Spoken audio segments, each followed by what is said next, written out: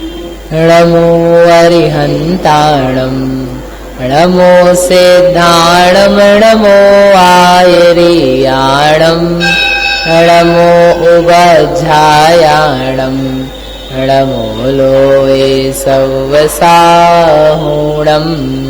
पणमीय शिरसाणेमिं गुणरयण विभूषणं महावीरं सम्मतरयण निलयं पयडि समुकीर्तनं वोच्छं णमियोणनेमि चन्दम् असहाय परक्रमं महावीरं बन्धुदय सत्यजुत्तम् ओघादेशे थवं वोच्छम्। परम मांगलिक ग्रंथ श्री गोमट सार जी कर्मकांड है। इसके रचयिता आचार्य भगवान श्री नेमिचंद्र सिद्धांत चक्रवर्ती हैं। इसमें दूसरे अधिकार में अब उदय का प्रकरण चल रहा है। इस उदय के प्रकरण में सबसे पहले गुणस्थानों में किस किस प्रकार से उदय की विच्छुत्ति यानी उदयों का अभाव हो जाता है वो यहाँ दर्शाया। तो अपन ने पढ़ा था 12वें गुणस्थान तक। कितने कर्म हो गए? 80 कर्म हो गए जिनका उदय कैसे कैसे नष्ट होता है। यानी एक प्रकार से क्या है ये, किसका है ये?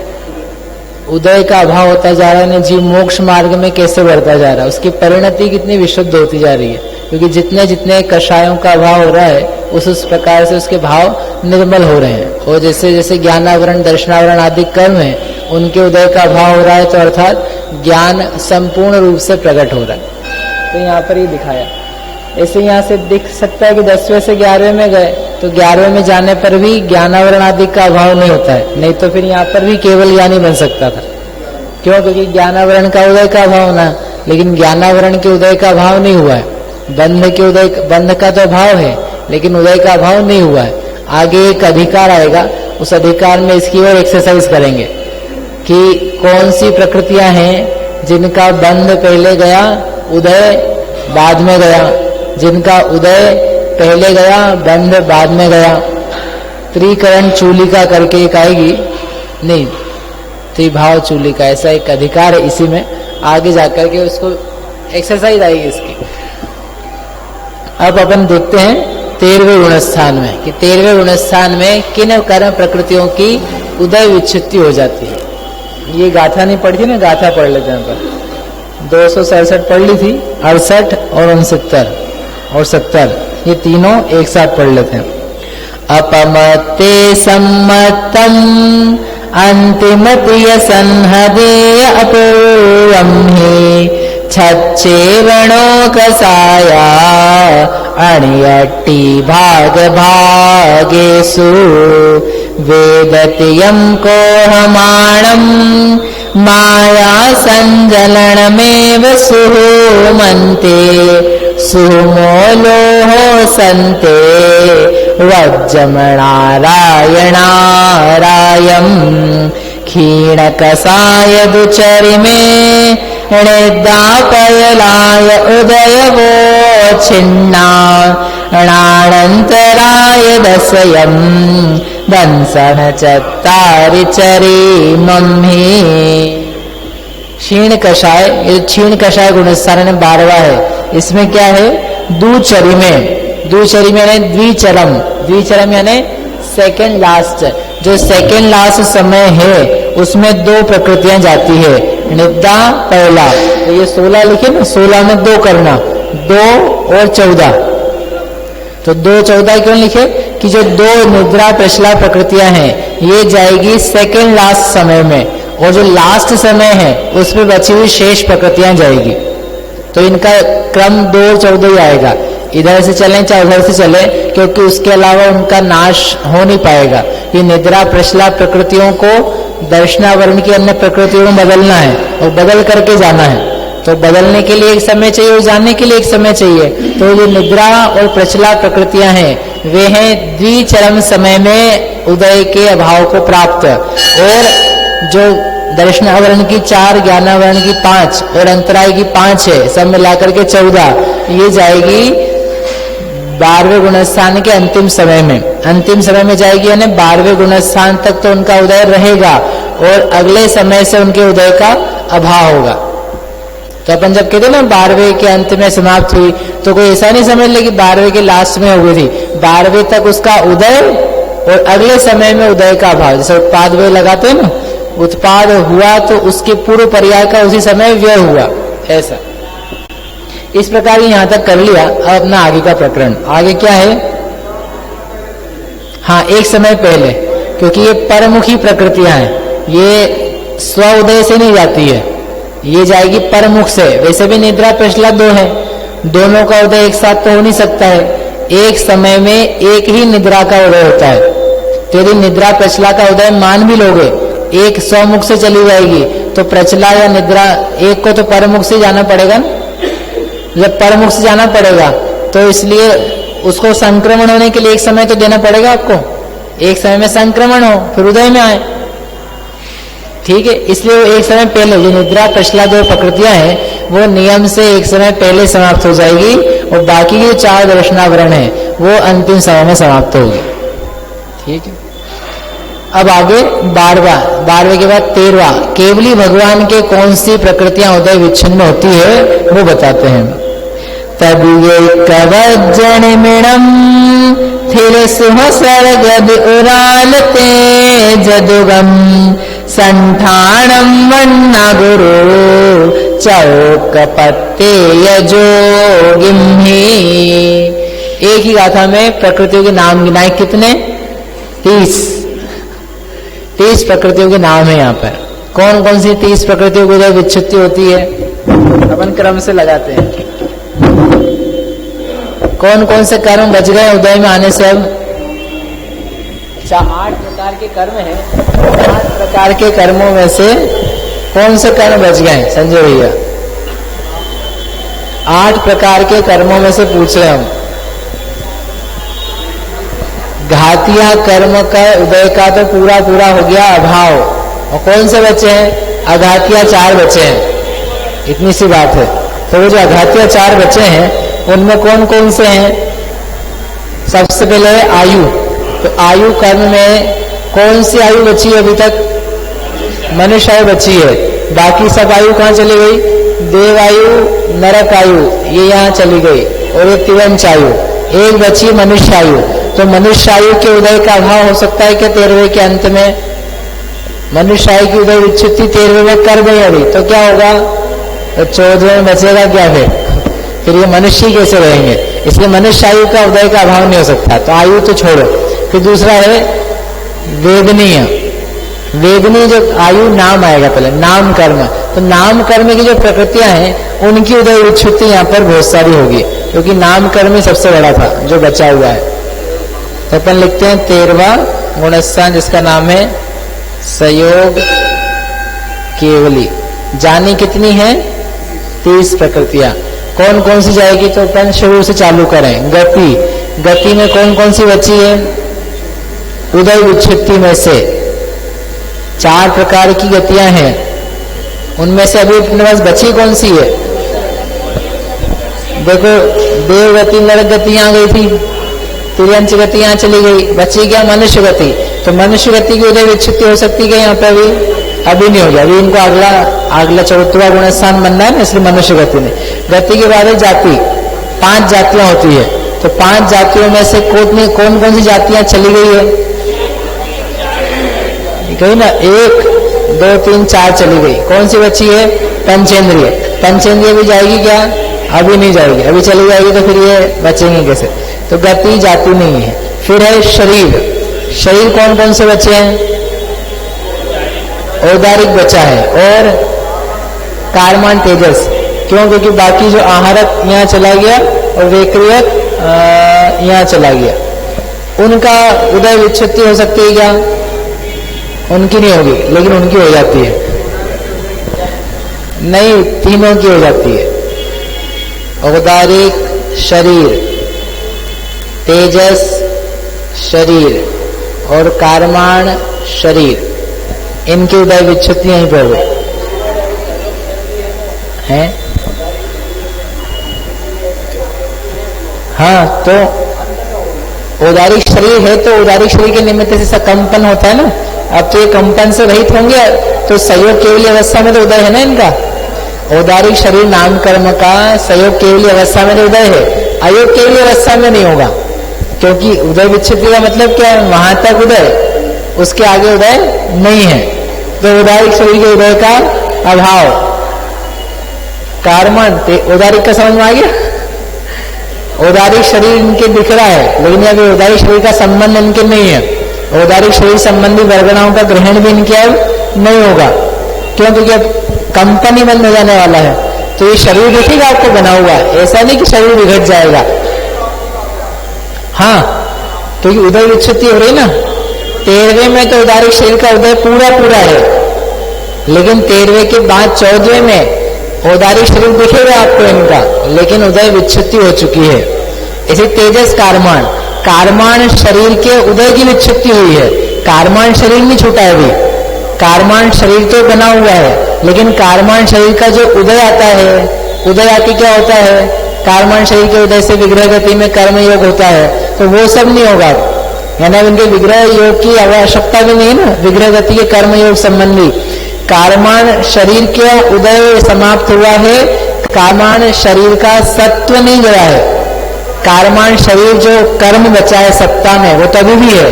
कर्म का जो पिंड है, उस पिंड का सत्व मौजूद है, क्योंकि सत्व भी समाप्त हो जाएगा तो ये अभी ही सिद्ध बन जाएंगे, तो उसके उदय का अभाव हुआ है। कारमान शरीर के उदय से क्या होता है, कारमान शरीर के उदय से होता क्या है? नहीं, कारमान शरीर के उदय से 8 कर्मों रूप जो शरीर है, उस शरीर का उदय आता है, तो वो कंपन में निमित्त बन सकता है। हमेशा कंपन में निमित्त बनेगा ऐसा नहीं है, क्योंकि अभी भी कारमान शरीर का उदय आ रहा है, लेकिन कारमान शरीर के निमित्त से कंपन नहीं हो रहा है। तो किससे हो रहा है? मन से, वचन से, औदारिक शरीर से। तो उसका काम नहीं चल रहा है, लेकिन उसका उदय फिर भी पाया जाता है। और उसके उदय से क्या है, कर्म वर्गणाएं ग्रहण भी होती है। कारमान शरीर का उदय है, तो उसके उदय के कारण से कर्म रूप जो शरीर है वह और कर्म ग्रहण होते रहते हैं। लेकिन अब 14वें गुण स्थान में क्या कर्म ग्रहण होंगे? नहीं होंगे। ऐसे तेजस शरीर है, तेजस शरीर के निमित्त से तेजस शरीर बनता है, कांति होती है, तो क्या इनके तेजस वर्गणाएं और आएगी? 14वें गुण स्थान में चले जाएंगे तो क्या इनके वर्गणाएं आ सकती हैं? अभी अब ना आहारक की आनी है, न तेजस की आनी है, न कर्म संबंधी आना है। तो तत्संबंधी जो शरीरों के उदय हैं, उनका उदय भी यहाँ पर समाप्त हो गया। इसलिए तीनों शरीर यहाँ पर अब उदय से विच्छिन्न हो गए। इनके आगे इन शरीरों का उदय नहीं होगा। हाँ, नहीं, 13वें गुण स्थान तक तो है ना। 13वें गुण स्थान के बाद इसे यहाँ है कि नहीं, मिथ्यात्व। तो आप क्या बोलोगे? मिथ्यात्व के लास्ट तक है, उसके बाद मिथ्यात्व में मिथ्यात्व का उदय नहीं होगा, ऐसा नहीं। मिथ्यात्व के अंतिम समय तक तो उनके उदय हैं मिथ्यात्व का। अगले समय से, यानी जब चौथे, पांचवें, सातवें, तीसरे को प्राप्त किया, तब उसका उदय नहीं है मिथ्यात्व का। ऐसे ही इसके आगे जाएंगे तो उसका उदय नहीं है, यहाँ तक तो उसका उदय है। हाँ, अयोगी मतलब प्रदेशों का परिस्पंदन बंद हो गया ना, प्रदेशों का परिस्पंदन बंद हो गया, तो वो कर्म वर्गणाएं, आहार वर्गणाएं आना बंद हो गई। तो उस समय फिर हो भी कैसे गए, शरीर के उदय से भी रहित हो गए। विग्रह गति रहती है ना, उस समय औदारिक शरीर का उदय नहीं आता है। विग्रह गति में भी जैसे औदारिक शरीर का उदय नहीं है, वैसे यहाँ पर भी अब औदारिक शरीर का उदय नहीं है। हाँ, संयोग रूप में जैसे शरीर पर रहता है तो बना रहता है कि नहीं, उस शरीर के बने रहते हुए भी क्या उसको औदारिक शरीर का उदय है? किसी मृत व्यक्ति का, यानी जो जिसका जीवन से वियोग हो गया, चला गया, तो उसका शरीर पड़ा रहता है, तो उस शरीर को औदारिक कर्म का उदय है कि नहीं है? औदारिक शरीर नाम कर्म का। अब काय का उदय? उदय वाला व्यक्ति तो चला गया, यानी उदय से रहित भी हो जाए तब भी शरीर बना हुआ दिखाई देता है। वैसे यहाँ पर अनंत भगवान को 13वें से 14वें में जा रहे हैं, तो उस समय औदारिक शरीर के कर्म का उदय का तो अभाव हो गया, परंतु अभी मनुष्य आयु नहीं गई है, अभी मनुष्य गति नहीं गई है, और शरीर का संयोग भी छूटा नहीं है, कर्म के उदय का अभाव हुआ, अभी भी उसी शरीर में है। ये शरीर ऐसा लगता है किसी को कि औदारिक शरीर नाम कर्म का उदय का अभाव हो जाएगा तो एकदम शरीर से पृथक हो जाएंगे, ऐसा नहीं है। शरीर में ही है, शरीर के साथ संबंध भी है, पहले जैसे ही है, फिर भी शरीर संबंधी कर्म का उदय नहीं है, क्योंकि तत्संबंधी उनको प्रदेशों का परिस्पंदन भी नहीं है। यदि शरीर का उदय रहेगा ना तो अयोगी नहीं हो पाएंगे। एक भी शरीर का उदय रहेगा तो शरीर के उदय के कारण से क्या होता है, आत्मा के प्रदेशों में कंपन होता है। योग की परिभाषा क्या है, औदारिक शरीर मन वचन काय के निमित्त से शरीर नाम कर्म के उदय का आलंबन रखने वाला आत्मा के प्रदेशों में जो परिस्पंदन होता है। आप परिभाषा देखो, उसमें शरीर नाम कर्म दिया है, शरीर नाम कर्म होगा तो नियम से परिस्पंदन होगा, और शरीर नाम कर्म नहीं होगा तभी परिस्पंदन का अभाव होगा। इसलिए यहाँ पर परिस्पंदन के अभाव के लिए जितने शरीर हैं उन सब के उदय का अभाव चाहिए।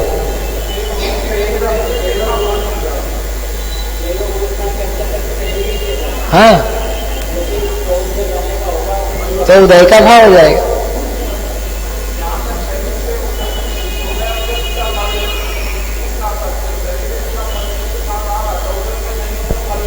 हाँ, मतलब वो जो प्रदेशों का ग्रहण है, वो प्रदेशों का ग्रहण औदारिक कर्म के उदय का फल है, औदारिक शरीर कर्म के उदय का फल। तो वो औदारिक शरीर कर्म का उदय नहीं आ रहा है, तो कर्म वर्गणाओं का या नौकर्म वर्गणाओं का ग्रहण नहीं हो रहा है। समझ में? नहीं तो फिर उनको भी परिस्पंदन कहना पड़ेगा, या फिर हमको परिभाषा बदलनी पड़ेगी योग की। तो उससे फिर शरीर नाम कर्म की जगह कहना पड़ेगा कुछ और, कि शरीर नाम कर्म भी हो, फिर भी यदि प्रदेशों का परिस्पंदन हो तो ग्रहण होता है। लेकिन ऐसा नहीं है, शरीर नाम कर्म तो होना ही चाहिए कम से कम, क्योंकि वचन और काया तो, वचन और मन तो ऑप्शनल है, लेकिन काया तो सबके अनिवार्य है। काया तो सारे संसारी जीवों की होती है, इसलिए काया का उदय होगा तब जीव के प्रदेशों का परिस्पंदन होगा ही। इसलिए यहाँ पर चूंकि अयोगी अवस्था में प्रदेशों का परिस्पंदन नहीं है, इसका मतलब जो तत्संबंधी शरीर भी हैं उनके भी उदय का अभाव है। ठीक है, कार्मान शरीर नाम कर्म का उदय गया है, कार्मान शरीर नहीं गया है। हाँ, उदय अलग है, कार्मान शरीर, शरीर और कार्मण शरीर का उदय, ये दोनों अलग अलग चीज हैं। कार्मण शरीर तो किसे बोलते हैं, कर्मों के समुदाय को बोलते हैं कार्मण शरीर, और कार्मण शरीर का उदय आए यानी उसके निमित्त से प्रदेशों का कर्म का ग्रहण, नो कर्म का नहीं, केवल कर्म का ग्रहण, उसको बोलते हैं कार्मण शरीर का उदय। तो अब इन तो उदय मात्र का अभाव कह रहे हैं। कर्म की सत्ता तो ही बनी हुई है, अभी सत्व विच्छुतियां तो आई नहीं है, सत्ता से कभी बाद में जाएगी। अरे यहाँ तक कि जितने भी कर्म इतने सारे चलेगा ना 80, ये 80 कर्म तो जाते भी नहीं है सत्ता में से। सत्ता में से तो अभी केवल 63 कर्म गए हैं, बाकी के जो कर्म हैं 85 वो तो ही बने हुए हैं, वो तो 14 गुण स्थान में जाएंगे। हम तो अकेले उदय का अभाव कह रहे हैं। यहाँ पर कार्मान शरीर के उदय का अभाव है, कार्मान शरीर का जो सत्व है वो मौजूद है, तो उसका तो उदय आएगा ना। कार्मान शरीर कर्म अपने आप में एक कर्म है, और प्रत्येक कर्म एक अलग अलग कर्म है, तो उन कर्मों के उदय का आना भी बंद नहीं हुआ है। अपन क्या समझ रहे कि कार्मान शरीर का उदय का अभाव हो गया तो सभी कर्मों का अभाव, क्योंकि कार्मान शरीर अपने आप में एक कर्म है, कार्मान शरीर का भी अपना कार्मान शरीर है, क्योंकि कार्मान शरीर तो एक प्रकृति का नाम है। तो वो जो प्रकृति है उसका जो पिंड है, उस पिंड का नाम कार्मान शरीर का कार्मान शरीर है। ऐसे औदारिक शरीर का भी कार्मान शरीर है, तेज शरीर का कार्मान शरीर है, और देवायु नरकायु दुर्भग अनादि सबके कार्मान शरीर है। मतलब वो कर्म का जो पिंड है उनका, उसका नाम कार्मान शरीर है, तो उनका थोड़ी ना भी अभाव हुआ है। हम तो अकेले वो जो कार्मान शरीर का कार्मान उदय है, कार्मान रूप से उदय, उसके अभाव की बात कर रहे हैं। हाँ, और वो भी केवल एक का, कार्मान शरीर का। बाकी ये जो बाकी कर्म बच्चे हैं अभी, उनके तो उदय का आना बाकी है ना। जो 30 कर्म है, 12 कर्म है, उनका उदय का आना बाकी है। के उदय का अभाव हुआ, जिसके कारण से परिस्पंदन होता था, उस एक कर्म के उदय का अभाव। ठीक है, ऐसे तेजस का, इनके उदय का अभाव, तो ये उदय विच्छित्ति हुई। क्या कार्मण शरीर में? कार्मण शरीर कौन सा कार्मण शरीर? सारे कर्मों का, सारे कर्मों का। तो जिन जिन कर्मों का उदय आना है, जिन जिन कर्मों का स्वमुख से उदय आएगा वो तो बना हुआ है, बना हुआ होकर के उदय में आएगा। और जो कर्म बने हुए हैं जिनका उदय नहीं आ रहा है वे परमुख से उदय में आकर के आएंगे। जैसे यहाँ पर अभी 14वें गुणस्थान में उदारिक शरीर के उदय का भाव है, लेकिन उदारिक शरीर की सत्ता है। तो जो उदारिक शरीर की सत्ता है वो किसी अन्य कर्म में बदल करके उदय में आएगी, परमुख से जाएगी प्रकृतियां, क्योंकि उनका सत्व नाश नहीं हुआ है। अभी इसके साथ में अपन सत्व विच्छुत्ति देखेंगे ना, तो वो दिखेगा कि यहाँ पर सत्ता 14वें गुणस्थान में जानी है, उदय 13वें में भले जा रहा है, लेकिन सत्ता तो कब जाएगी? एंड में जाएगी। कर्म लास्ट समय तक पीछा नहीं छोड़ते, आखिरी समय में पीछा छूटेगा उनसे। ठीक है, ठीक है, समझ में आया? तो 3 तो ये हुए। तो अपन कहाँ थे? गति, जाति, शरीर। आगे है अंगोपांग। अंगोपांग कौन कौन से बचे हैं? वेकवेक अंगोपांग, वेकवेक अंगोपांग यहाँ आ गया, आहारक अंगोपांग यहाँ आ गया। बचा कौन सा है? औदारिक अंगोपांग। बढ़िया। अंगोपांग के बाद में है संस्थान और सहनन। संस्थान कौन कौन से भी बच गए हैं? संस्थान, संस्थान कितने होते हैं? 6। 6 में से कितने चले गए? एक भी नहीं गया। पक्का दिखा कहीं संस्थान? संस्थान एक भी नहीं गया। क्यों? 6 संस्थान मौजूद हो सकते हैं। अभी कब कहा था? सुबह की शाम के अपने प्रकरण में आया था कि 6 संस्थान यहाँ तक होते हैं। यानी किसी का कुब्जक संस्थान है, संस्थान है शरीर की आकृति, जो आकृति है वह किसी की कुब्जक भी हो गए, कुबर निकली हो, अथवा कोई वामन हो, कोई हुंडक कुछ तो भी शेप हो शरीर का, ऐसा होने पर भी वह केवल ज्ञान को प्राप्त कर सकता है। कैसे पता? कि 13वें गुणस्थान तक 6 संस्थानों का उदय हो सकता है। ऐसा नहीं कि सम चतुर्थ से संस्थान होगा तो ही जीव को किसकी प्राप्ति होगी? केवल ज्ञान की। नहीं तो भैया पहले शरीर सुंदर हो, बढ़िया हो, सुहावना हो, अंग उपांग बढ़िया हो, तब जाके अपन दीक्षा धारण करेंगे और केवल ज्ञान होगा। फिर ऐसा नहीं है, नीचे से पतला ऊपर से मोटा, नीचे से मोटा ऊपर से पतला, या फिर कैसा हो, वामन का, कुब्जक का, हुंडक का अशुभ संस्थान भी होवे, तब भी जीव मुनि दीक्षा के योग्य होता है और योग्य होकर के उसको केवल ज्ञान तक की प्राप्ति हो सकती है। अपन तो क्या शरीर बनाने में लगे, मंदिर में आए तो बड़े अच्छे से जाओ, भगवान ने तो अपने को मंदिर से बाहर निकाल देंगे कि भाई भगवान खुद ही कह रहे हैं कि हमारे तो नाना प्रकार के संस्थान होते हैं तो भी चलेंगे। यद्यपि तीर्थंकर जो है उन तीर्थंकरों के तो सम चतुर्थ संस्थान ही है, लेकिन बाकी जो अनंत भगवान बने हैं उन सबके भी सम चतुर्थ नहीं था, उन बाकी के तो अलग अलग प्रकार के थे, हुंडक कुब्जक में भी गए हैं। तो इसलिए ये शरीर का जो संस्थान है इसको लेकर के हैरान नहीं हो। इस शरीर का कैसा भी संस्थान हो तब भी सम्यक्त्व, देश चारित्र, सकल चारित्र, केवल ज्ञान, यथाख्यात, ये सब संभव है। शरीर की आकृति से उनको कोई लेना देना नहीं है। सहनन से तो फिर भी लेना देना पड़ जाता है, लेकिन संस्थान से तो कुछ भी लेना देना नहीं है। तो ऐसे जो 6 के 6 संस्थान है, अब जब शरीर ही निकल रहा है, शरीर की विच्छुत्ति है तो संस्थानों की विच्छुत्ति भी यहीं पर हो जाएगी। 6 संस्थान।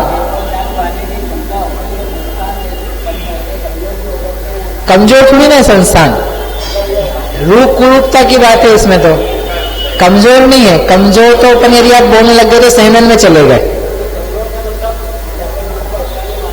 अच्छा बोला आकृति अच्छी नहीं, किसी की हाइट कम है, किसी को कुबर निकला है, तो होने दो भाई। उसी भाव में पूर्व भाव के पाव के निमित्त से ये कुब्जक हो गया, वामन कर्म का उदय है, इसके हाथ पे ऊट पटांग है, ठीक है चलेगा वो। लेकिन ऐसी अवस्था में उसने परिणाम विशुद्ध किए, निर्मल किए, श्रेणी के योग्य कर लिए, तो वो कर सकता है। मतलब वो आकृति उसके परिणामों को बढ़ाने में बाधक कारण नहीं है। और अपने को मंदिर आने में आकृति बाधक बन जाती कि अभी हमारा चेहरा ऐसा है, अभी हम पहले दाढ़ी मूछ बना के आए, फिर आज रोज से मंदिर कब आ जाते हैं? 6 बजे 7 बजे, और आज क्या है, अभी दाढ़ी मूछ बनानी है, तो इसलिए आज देर से जाएंगे। नहीं जाएंगे तो सही अभी भी, लेकिन हम देर से जाएंगे। अभी जिम में थोड़ा दूल्हे होकर के आ जाएं, उसके बाद मंदिर आना प्रारंभ करेंगे। लोगों को जिम जाने का समय है, लेकिन भगवान के कलश करने का समय नहीं है, क्योंकि आकृति बाधक है उसकी। शरीर का आकार जो है ना वो बाधक बन रहा है। तो कह रहे मंदिर आने में बाधक हो रहा है, तुम्हारी बुद्धि ठीक नहीं है। बुद्धि क्या होनी चाहिए? कैसी भी आकृति हो, हम शुभ कार्य करने के लिए समर्थ है। प्रशस्त कार्य करने के लिए शरीर का रंग, रूप, आकृति, छोटापना, बड़ापना ये एक भी बाधक कारण नहीं है। और मान रखे हैं सो मोह समझना। तो ये हो गए 6 संस्थान। फिर संस्थान के बाद में क्या है? सहनन। सहनन कितने बचे हैं? 1 बचा है। 3 चले गए थे 7वें में, कहाँ गया? ये रहे 3, और 2 गए थे 11वें में। अब जो 1 बचा है वह जो विषम नाराज सहनन, वो यहाँ पर उदय विच्छिन्न हुआ।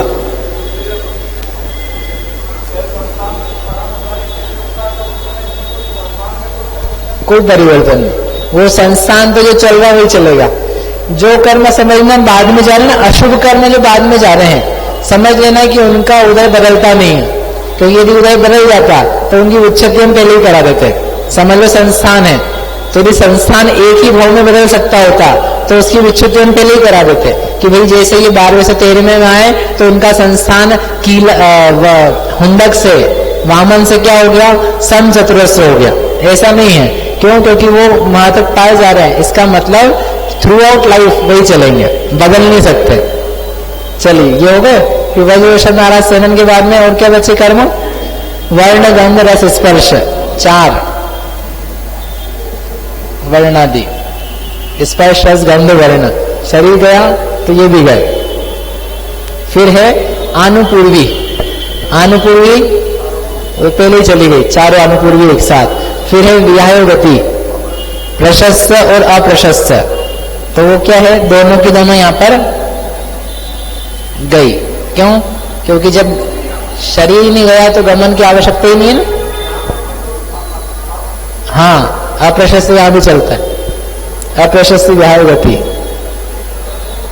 फिर आगे ये हो गए सब स्वतंत्र। और कौन कौन से बचे? अगु, लघु, उपघात, परघात, उच्छ्वास और आतप, उद्योत। निर्माण तीर्थंकर थे तो आतप यहां गया, उद्योत 5वें में गया। वो बचे कौन कौन से? उच्छ्वास, अगुर, लघु, उपघात, परघात। तो उच्छ्वास रहेगा क्या यहाँ पर? उच्छ्वास नाम कर्म का उदय। भाई शरीर चला गया है तो वो भी चला गया। उच्छ्वास का निरोध भी 14वें में हो जाता है, 13वें में हो जाता है। 14वें गुणस्थान में श्वासोच्छ्वास नहीं पाया जाता। श्वासोच्छ्वास पाया जाएगा तो प्रदेशों का परिस्पंदन होगा, शरीर का भी उदय चाहिए, तो वो सब भी नहीं है। तो वो जो 4 प्रकृतियां हैं, अगुरु, लघु, उपघात, परघात और उच्छ्वास। निर्माण और तीर्थंकर। निर्माण कर्म का उदय का भाव, तीर्थंकर का उदय का भाव हो जाएगा कि यहाँ कि 14वें तक चलता है उसका, तो से तीर्थंकर में जाएगा। निर्माण का काम है शरीर के अंतर्गत। शरीर गया तो निर्माण को भी विदा कर दो, निर्माण भी गया। चलिए आगे, बादर सूक्ष्म। तो बादर सूक्ष्म में, सूक्ष्म तो गया। अशुभ प्रकृतियां पहले देख लो कौन कौन सी चली गई। सूक्ष्म, अपर्याप्त, साधारण और स्थावर। तो ये यहां गई और स्थावर 4 यहां चली गई, 4 ये गई। फिर है दुर्भग, अनादेय, अयशकीर्ति। तो ये 3 यहां चली गई। कहां गई? 5 चौथे में। दुर्भग, अनादेय, अयश। 4 और 3 7। कौन सी बची है? दुस्वर, अशुभ, अस्थिर। कौन कौन सी है? 3 अशुभ। वो आई क्या अभी तक? वो नहीं आई है। इसका मतलब उनका उदय 13वें तक होता है। दुस्वर का उदय 13वें तक होता है। जरूरी है ना कि वाणी खीरे दूसरों का उदय जिनके है, जिनके वाणी खीरे उनके दूसर का उदय हो, ऐसा जरूरी नहीं है। और दूसर का उदय होते हुए वाणी खीरे भी तो वो वाणी में कर्म का उदय दूस्वर है, लेकिन दूस्वर में भी अनुभाग अल्प हो तो वो पाप कर्म है ना, तो अनुभाग अल्प है, तो अल्प होने पर क्या है, वो वैसा पता नहीं लगेगा। जैसे हो सकता है मेरी वाणी भी दूस्वर ही हो, सुस्वर नहीं है, तो लेकिन आपको दूस्वर लग रही है क्या कि नहीं, ठीक है सामान्य है। तो दूसर के भी अनेक प्रकार के अनुभाग है। तीर्थंकर परमात्मा को सुस्वर ही होता है। आगे आएंगे सभी नाम कर्म के उदय स्थान। जो तीर्थंकर भगवान है उनके कभी दूस्वर का उदय नहीं आएगा, उनके तो सुस्वर ही रहेगा, परंतु अन्य जो केवली हैं उनके दूस्वर का उदय भी हो सकता है। दिव्य ध्वनि खिरे तब भी दूसरे नाम कर्म का उदय हो सकता है। तो बड़ी बेकार लगती होगी फिर उनको, लोगों को। ये ऐसा नहीं है, बेकार वाणी केवल आवाज से नहीं होती है, उसमें तथ्य क्या कहा जाता है, उसमें क्या प्रियता है, तो प्रियता होने पर वो भली ही लगती है। कोई वहां से उठ के नहीं आ जाता अरे भगवान बड़ा कर्कश, ऐसी आवाज, ऐसा नहीं होता है। वो वाणी तो वैसे भी ओमकार रूप होनी है, तो ओमकार रूप होने में कोई दूसर पने का आभास किसी को पना होगा नहीं, लेकिन कर्म की अपेक्षा से हम देख रहे हैं तो कह रहे कि दूसर नाम कर्म का उदय 13वें तक संभव है।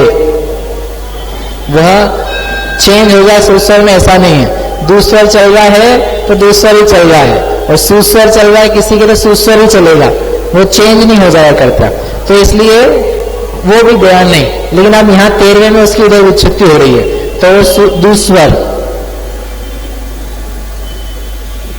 और दूसर के अलावा अस्थिर और अशुभ, इनका भी गया। तो ये अस्थिर और अशुभ कैसे हैं, ये ध्रुवोदयी प्रकृतियां हैं, इनका उदय निरंतर चला ही करता है, विग्रह गति में भी चला करता है। इसलिए वो जो अशुभ प्रकृतियां गई नहीं थी, क्योंकि उनका उदय तो दोनों का चलता है, शुभ अशुभ, स्थिर अस्थिर, इनके उदय सबके हमेशा चला ही करते हैं। इसलिए उन कर्मों का उदय अभी तक बंद नहीं हुआ था। अब लेकिन उदय विच्छुत्ति हो रही है, तो लास्ट स्थान है, इसके बाद में उनका उदय नहीं पाया जाता, तो वो कर्म भी यहाँ पर चले जाएंगे। नहीं, दोनों का, हाँ दोनों का एक साथ चलता है, अस्थिर और ये अशुभ।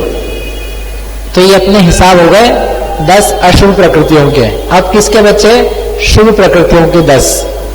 ये 10 होती है जोड़े में, तो 4 3 और 1 4 और 3 7 में हुई, और बाकी 3 अपन ने यहां लिख ली, दूसर, अशुभ और अस्थिर। नहीं, मैंने लिखी है अपने समझने के लिए, जाने तो उनको भी है, ताकि अपना 10 का हिसाब बचे ना। ठीक है, अब 10 में से कौन कौन सी जाएगी यहाँ पर, तो त्रस, बादर, पर्याप्त, ये 3 नहीं जाएगी, ये आगे जाएगी। कहां पर, 14वें में। प्रत्येक शरीर है तो प्रत्येक शरीर यहां पर चला जाएगा। भाई आगे के लिए भी थोड़ा रखना है ना कर्म को। प्रत्येक शरीर जो है वो यहां पर निकाल दो। फिर प्रत्येक शरीर के बाद में क्या क्या है, यशक, सुभग, आदेय, यश, कीर्ति, ये आगे जाएगी, इनका उदय आगे भी पाया जाएगा, तो इनको छोड़ दो। फिर कौन सी बची, सुस्वर, स्थिर और शुभ, इन तीनों को निकाल दो। सुस्वर क्योंकि ये शरीर संबंधी है सीधी सीधी, सुस्वर, शुभ और स्थिर, ये यहां पर चली जाएगी। तो कितनी प्रकृतियां हुई है, अब गिन लो इसको, 1 2 3 4, 4 और 6 10, 11 और 4 15, 16 17 18 19 20 21 22 23 24 25 26 27 28 29, हो गए 29 बराबर। अरे कर रहे हैं, ये हो गए 29। अब उसके अलावा नाम कर्म में इससे अधिक घटाने की जरूरत नहीं है। अगला कर्म कौन सा है, गोत्र। गोत्र में से क्या जाएगा, नीच गोत्र जा चुका है, कहाँ गया नीच गोत्र, एरिया 5वें में। उच्च गोत्र बचा है, उच्च गोत्र अभी नहीं जाएगा, क्योंकि फिर गोत्र कर्म के अभाव हो जाएगा, गोत्र कर्म अभी नहीं जाएगा, वो आगे जाएगा। अगला कर्म वेदनी है। वेदनी में 2 प्रकार, साता असाता, अभी तक कौन सी आई, एक भी नहीं आई, तो यहाँ पर एक कोई से वेदनी को उठा लेना। कौन से को, कोई सा भी हो सकता है, या तो साता या असाता, तो इसलिए एक वेदनीय। हाँ, किसी को साता की विच्छुत्ति, किसी को असाता की विच्छुत्ति।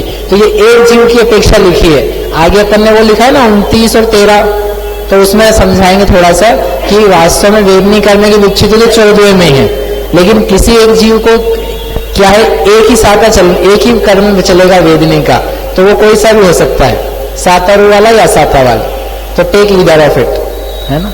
तो इस प्रकार से 30 कर्म ही हो गए, 29 नाम कर्म के और एक वेदनी कर्म का। अभी जो 13वां गुणस्थान है ना, वहां पर साता असाता दोनों के एक साथ उदय हो सकते हैं। किसी को पूर्व में बंधनी असाता उसका उदय आ जाए तो साता तो आ ही रहा, बंधा और उदय में आ ही रहा है, और असाता और आ गई, तो यहाँ केवली भगवान को साता असाता एक साथ उदय में आना संभव है। केवली भगवान में ऐसी अवस्था बनती 13वें में अकेले में, कि जब दोनों के उदय एक साथ हो सकते हैं। अन्यत्र तो या तो साता का उदय होगा या असाता का उदय होगा, ये एक अपवाद रूप स्थिति है, एक ही रहेगा, परंतु उसके बाद में इनको दोनों का उदय संभव है। ठीक है, इस प्रकार से ये हो गया 12वां गुणस्थान, 13वां। अब क्या बचा, अब शेष जो बच्ची वो आप लिख लेना, वो अपन कल यहाँ लिख लें करेंगे, और ये कल तक तो याद नहीं होगी।